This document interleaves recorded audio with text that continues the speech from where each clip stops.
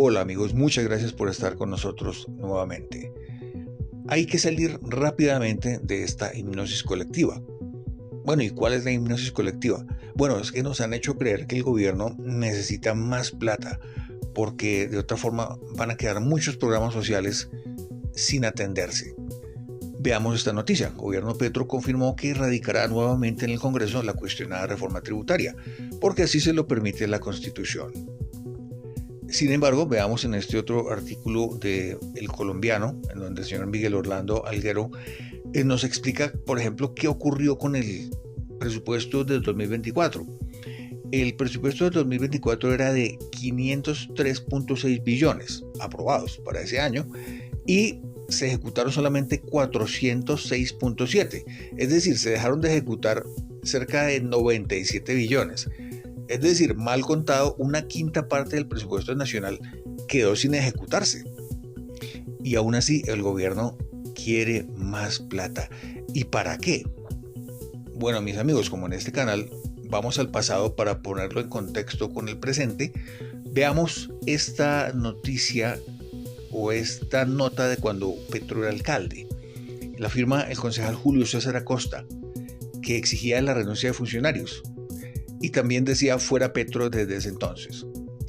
¿Cómo calificaba la alcaldía de Petro? Dice, ineficiencia, improvisación e inoperancia es lo que se vive al interior de la administración Petro.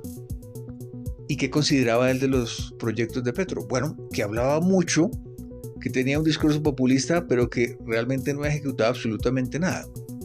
Y si hacemos un análisis en frío de lo que fue la alcaldía de Petro, fue eso, hablar mucho, ejecutar nada y tenía un presupuesto que era récord para cualquier alcalde precedente. Entonces, mis amigos, esto de pedir plata y no ejecutarla, esto no se trata simplemente de ineficiencia, inoperancia, porque lo que pasa es que la izquierda no tiene mucha experiencia para gobernar. Eso es simplemente una mentira. Esto, al igual como lo vimos en la alcaldía de Claudia López, es un esquema de corrupción por diseño. En ese entonces, Petro estaba haciendo su maestría en corrupción en la alcaldía de Bogotá. Es decir, hablar mucho, no ejecutar los presupuestos, dejarlos en el congelador y luego desaparecer grandes presupuestos en escándalos como en el caso de las alcaldías menores, en el que se desaparecieron entre 450.000 y 750.000 millones de pesos. De ese entonces, habría que hacer el cálculo de la inflación. Ahora que ya la administración de Petro está haciendo el doctorado en corrupción, puede hacer lo mismo que hizo en Bogotá con el presupuesto nacional. Pedir más plata, no ejecutar en obras visibles la plata que existe, darle vida de reyes a todos los enchufados a la corrupción del gobierno, y luego salir descaradamente a decir que se necesita más plata, porque si no, las poblaciones más vulnerables van a quedar sin esa asistencia del Estado. Mis amigos, es hora de salir de esta hipnosis y entender cómo funciona esta estructura de corrupción. Pero como siempre, lo más importante de este tema es ¿y tú qué piensas? Háznoslo saber en los comentarios. No olvides suscribirte, activar la campanita de las notificaciones y compartir masivamente. Nos vemos en la próxima. Hola, les habla Mauricio Cárdenas. No vayan a caer en la trampa de creer el cuento que está tratando de promover el gobierno de que no hay plata.